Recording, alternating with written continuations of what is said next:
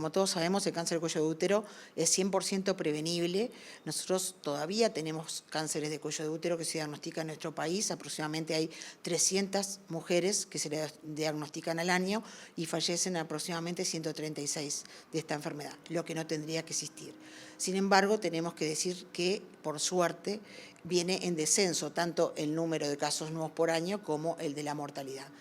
La infección por el virus del papiloma humano es la causa más importante en que se desarrolle este tipo de tumor, por lo cual es por ahí donde nosotros tenemos que atacarlo.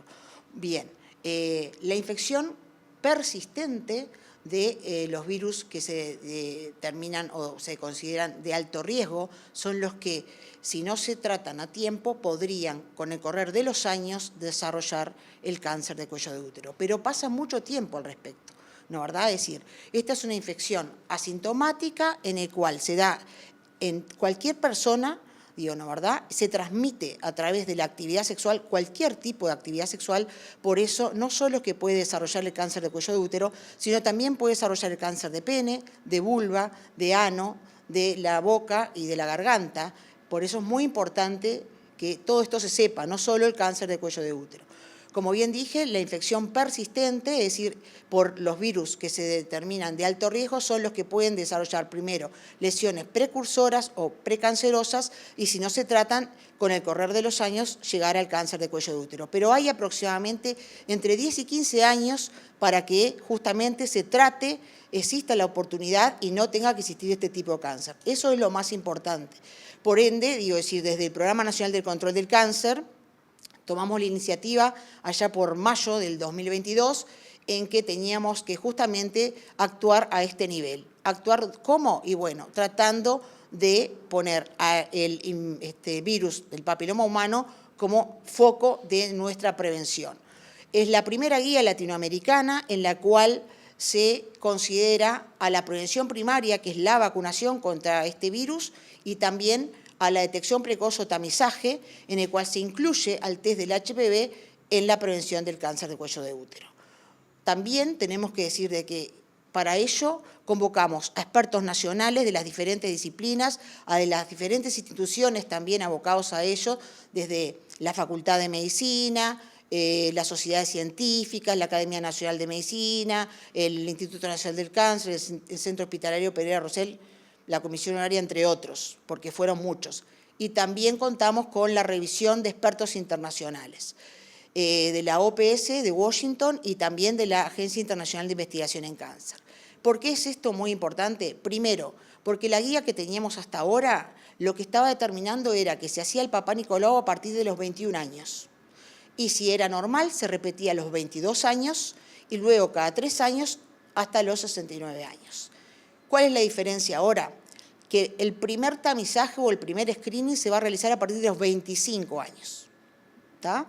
Entonces, vamos a tener que cualquier mujer, después de los 30 años, se va a hacer el test del papilomavirus humano. Toda mujer después de los 30 años.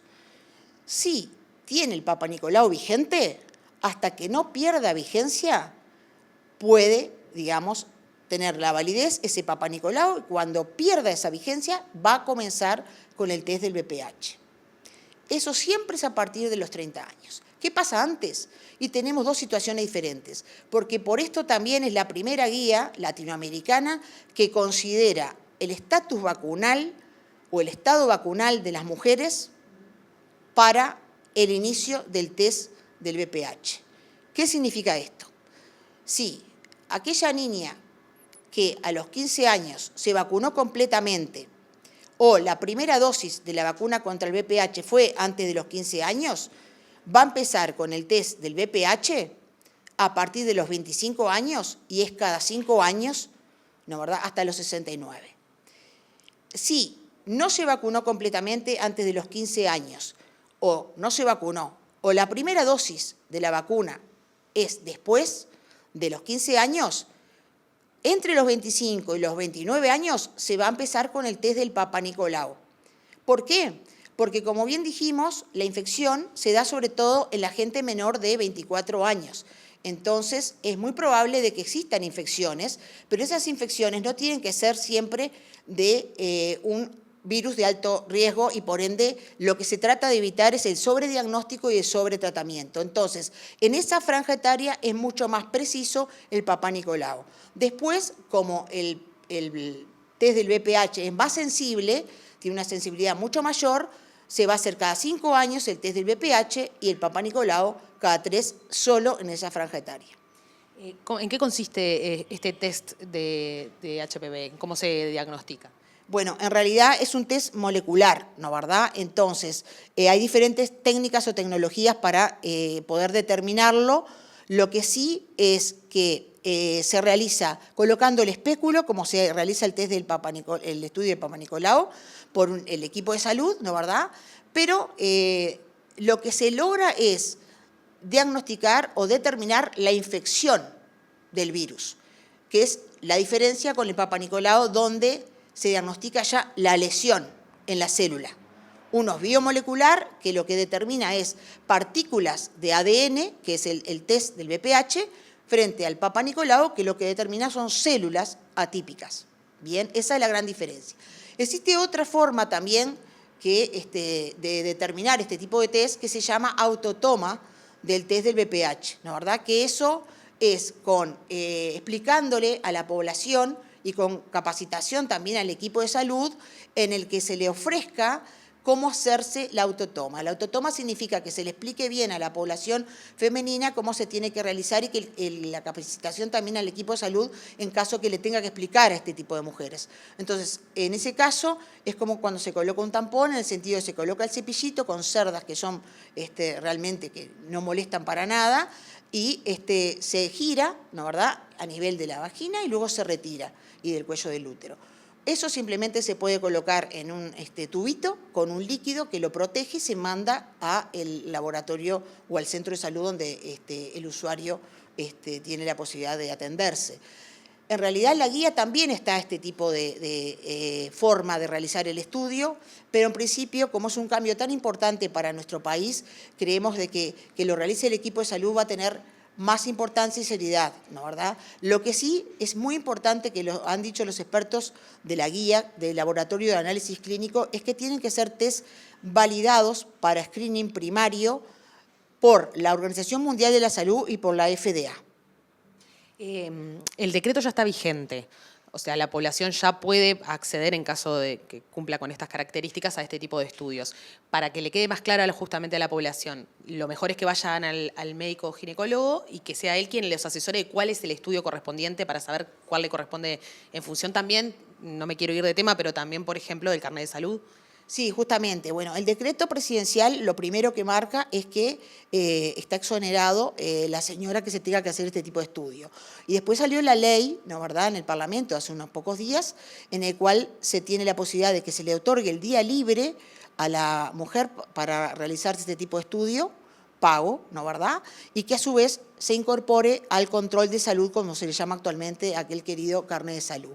Justamente lo que se trata es de que si uno, como esto es todo nuevo, ¿no verdad?, es decir, que se asesore, que vaya a su ginecólogo, porque nosotros desde el Programa Nacional de Control del Cáncer ya hemos dado con nuestros expertos que trabajaron en la guía muchas charlas para que esto se fuera, digamos, procesando de una forma, digamos, con un tiempo y que no fuera este cambio tan brusco. Entonces, ya hay muchas sociedades científicas, la Facultad de Medicina, las sociedades de ginecología, la Sociedad de Tracto Genital Inferior, todos los servicios de ginecología de la facultad.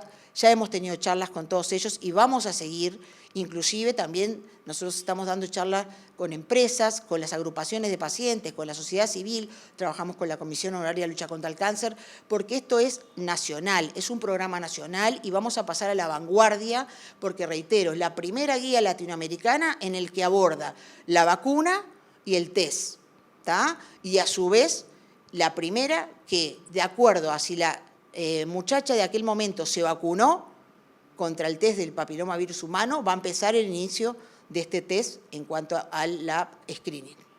El Ministerio de Salud Pública debe estar trabajando con los prestadores de salud para la incorporación en las cápitas y demás, pero vuelvo un poco enfocado en lo que es el interés de la población.